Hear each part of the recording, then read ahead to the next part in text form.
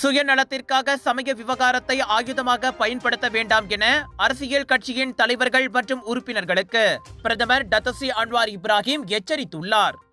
இத்தகைய நடைமுறைகள் நிறுத்தப்படாவிட்டால் இனப்பிளவுக்கு வழிவகுக்கும் என்று நிதி அமைச்சருமான அன்வார் வலியுறுத்தினார். இது தொடர்ந்தால் அது மக்களை எரித்து அழித்துவிடும். எனினும் அரசாங்கத்தின் நிலைப்பாடு தெளிவாகவும் உறுதியாகவும் உள்ளது. நம் நாட்டில் வாழ்ந்து கொண்டிருப்பது ஒருபுறம் இருக்க, மக்களையும் சமயத்தையும் அவமதிப்பது ஏற்றுக்கொள்ள முடியாதது என அன்வார் நினைவுறுத்தினார்.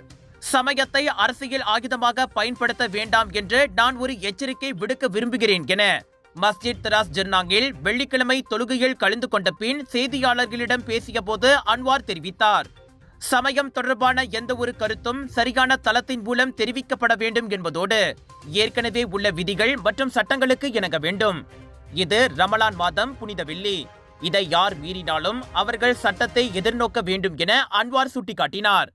அதே நேரத்தில் அனைத்து இஸ்லாமியர்களும் இந்த புனித ரமலான் மாதத்தை மதிக்க வேண்டும் என்றும் அவர் கேட்டுக்கொண்டார். சமயத்தை யார் இழிவுபடுத்தினாலும் அவர்களுக்கு எதிராக கடும் நடவடிக்கை எடுக்கப்படும்.